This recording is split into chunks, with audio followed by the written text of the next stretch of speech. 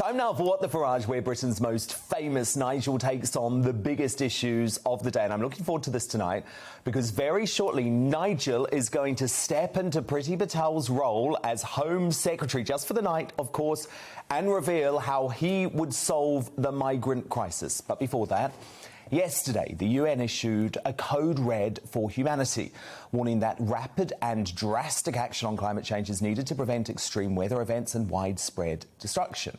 However, critics have fired back at the report for failing to provide constructive solutions and its unnecessarily alarmist messaging. And Nigel, we both spoke about this yesterday because I have a real issue with the way that the UN is using absolutely terrifying language to try and scare young kids. This is exactly what they did to me, by the way, growing up in the 80s, when they made me think that the ozone hole was about to become so big, because I was down under at the time, of course, that life as we knew it would be over by the new millennium. And of course, that didn't happen. Yes, of course. And I grew up, Dan, in the 70s, when we were told by Blue Peter, the great dominant programme of children's television, that a new ice age was coming. Yes. That man's activity would lead to a new ice age. I mean, I was about 8. I was very worried about it, Dan. I really was. And as you say, the ozone layer and suddenly that cured. Look, let's not kid ourselves. The population of this planet has trebled over the course of the last 50 years. That is the biggest pressure on the environment, on resources, and we have seen vast levels of deforestation taking place in the Amazon and elsewhere. Clearly not good. We have seen massive overfishing, particularly from some of the Far Eastern nations, genuinely threatening stocks, plastic in oceans, sulfur dioxide emissions. I mean, there's a lot of bad stuff that we've done to the planet. Let's not kid ourselves about that. But what's so amazing about the UN is it obsesses with one thing only: carbon dioxide, without which, of course, plants and trees can't survive and can't live anyway. And it's all about the parts per million in the atmosphere and whether that itself is leading to, well, global warming, climate change. You pay your money, you take your choice. I mean, they say it's leading to droughts, then they say it's leading to flooding. I don't know the answer to this any more than you do. But what I do know is the first few sentences I read out on my show last night on GBNews was a report predicting, absolute damnation. The Maldives disappearing, much of Bangladesh underwater, terrible predictions. And 10 years left to save the world, just 10 years. And then I read out the date of the report, June the 30th, 1989. And then I saw the Prince of Wales, Charlie boy, come to the European Parliament in 2008 and tell us that the North Pole will be gone by 2015. I mean, I'm getting a bit bored with this constant level of alarmism. And I think, frankly, it's irresponsible. We are scaring our kids, back to your point. We are scaring our kids. We've clearly scared Greta Thunberg because, she looks most disturbed and most upset. She's terrified, utterly terrified. Yeah, and being used in the most astonishing way. So, I've been an environmentalist. I've been an environmentalist, Dan, all my life. I really care about this stuff. But I think that report yesterday, once again, was irresponsible. But I'll tell you something. Boris Johnson's obsession with this is rapidly going to come to an end.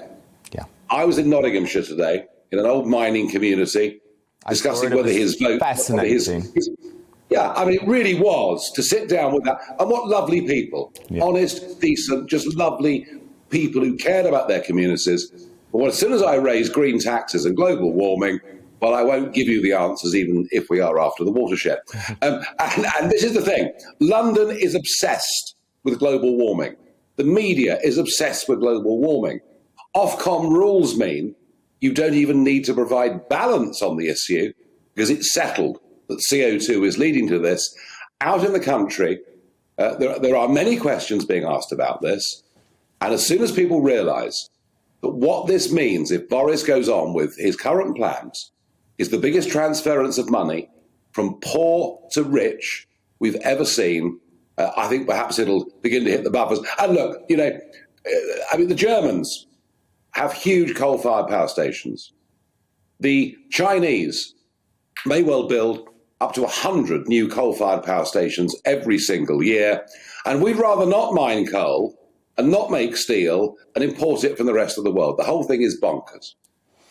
No, it is. It absolutely is. And then you have Keir Starmer today saying that Boris Johnson is a climate delayer, which seems absolutely ridiculous to me. And actually, wouldn't Keir Starmer be better saying to the Prime Minister, I'm sorry, how do you expect good, honest, working-class folk, the types of people you were speaking to today, Nigel, to actually spend £14,000 to somehow install this heat pump into their home? How are they going to upgrade to an electric car? Wouldn't Keir Starmer be better focusing on those? No, he wouldn't understand it.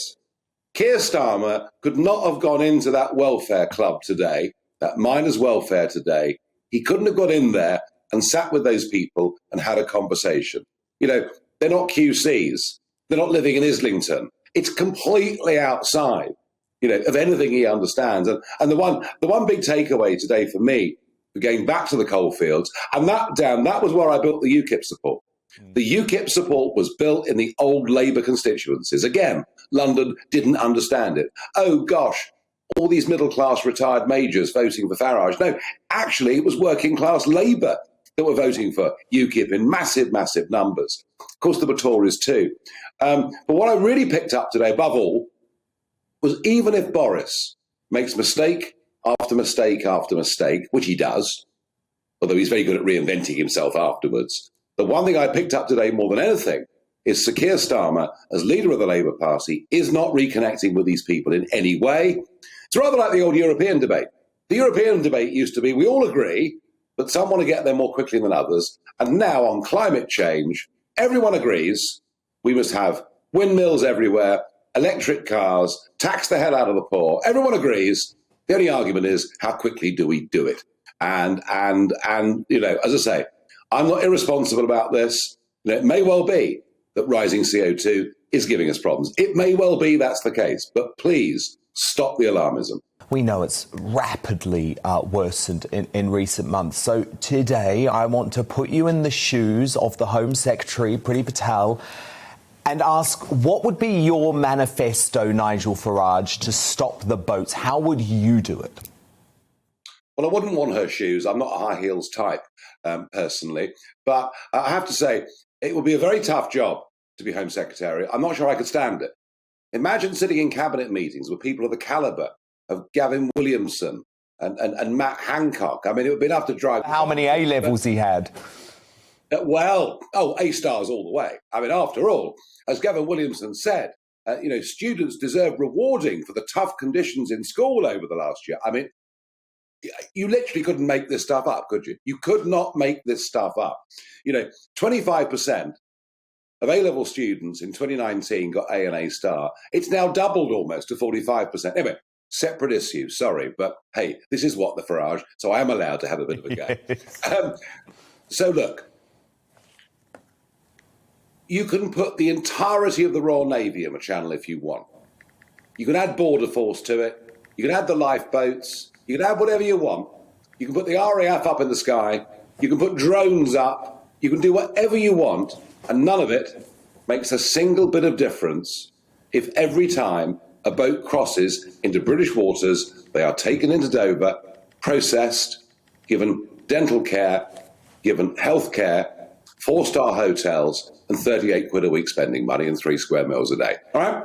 Because that's what we're doing.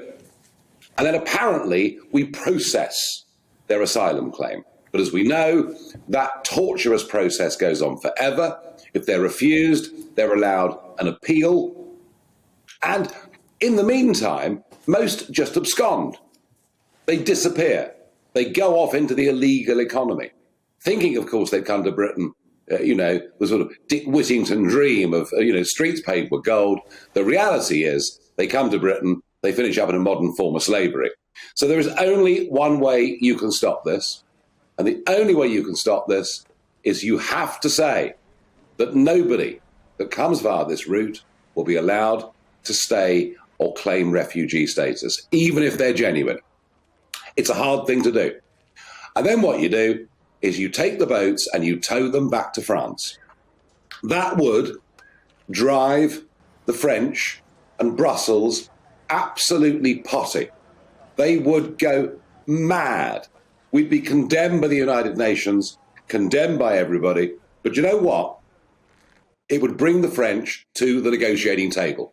Because at the moment, Macron won't speak to us. He literally won't speak to us. The summit, the regular summit that is due between the French and British has been delayed yet again. They're rather enjoying our difficulty.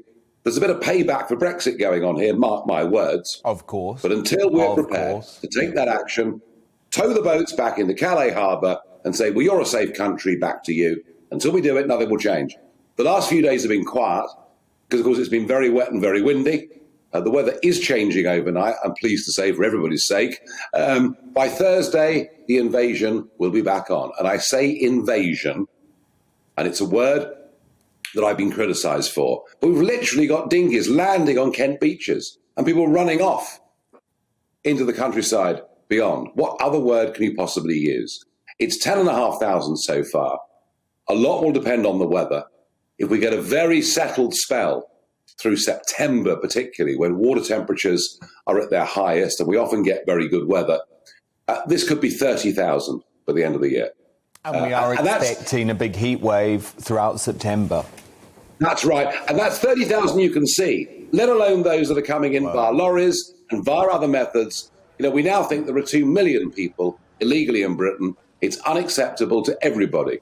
Unacceptable to those whose families have been here for hundreds of years, and unacceptable to those who've legally come to the United Kingdom. So if I was Home Secretary, it would be get tough, upset everybody, but that would lead to a negotiation whereby we'd find a solution. And meanwhile, Nigel, the Home Secretary actually having to admit today that we're spending 70 million quid on hotels for these illegal immigrants. 70 That's a tip of the million. Iceberg. Tip of the iceberg. It's costing over $1 billion a year to deal with this. It's probably now nearer $1.5 billion a year just to deal with illegal immigration. So as I say, the hotels is a tiny, tiny part of it. And not only is it expensive, not only is it insulting to those that have come legally. People like you, Dan, you came legally. You came from a different country. You came here legally. Well, I'm actually a British citizen, so I've always been a British citizen, yeah. But Okay, my parents were born here. Yeah, but you get the point. You know, people coming from New Zealand would have to go through a proper, normal legal process. But it's also a security risk. We do not know who these people are. Isn't it interesting? Every time there's a crime, a murder, a stabbing, an attack done by somebody who is illegally in this country, there's virtually a media conspiracy to cover it up. No, it's true. It's true because they know the stats, but it doesn't suit their narrative. Just like Nigel, you don't often hear the mainstream broadcast media talking about the demographics of the people actually on the boats, because the demographics don't suit their cause. Because while there are obviously a small number of women and a small number of children, the reality is the vast bulk of these people are economic migrants and they're young blokes, right? Yeah, I mean, if you watch our competitors, if you watch the other news channels, you know, when they reluctantly cover this story, and by the way, I think I pushed them all into it last year by going out into the channel again and again and again. You'll see pictures of kids and pictures of women. And you'll hear the term desperate people. Desperate people. 90% young men landing on beaches and doing this sign. Doesn't look very desperate to me, Dan. Indeed. So it's going to be a big few weeks, Nigel, isn't it? It's going to be a disturbing few really weeks. Is. Because the weather is changing. Really is. And it's damaging not just Pretty's credibility, it's damaging Boris's credibility. You know, Brexit was about taking back control of our borders, and we've lost control in unlike any way we've ever seen before. Michael Gove, would he do a better job? No, No, I don't think so. Not unless he had a sort of personality transplant overnight and suddenly got tough. Rather than trying to please the metropolitan elite of a Notting Hill dinner party set, it wouldn't make any blooming difference. Well, that's what he is, though, isn't he? He's part of that set, so It's very, very difficult. Nigel Farage, well, fascinating insight into what it would be like if you were our Home Secretary. And, of course, Nigel will be back with Farage, 7 o'clock tomorrow night, but you can watch tonight's brilliant episode, including that brilliant sit-down with the miners at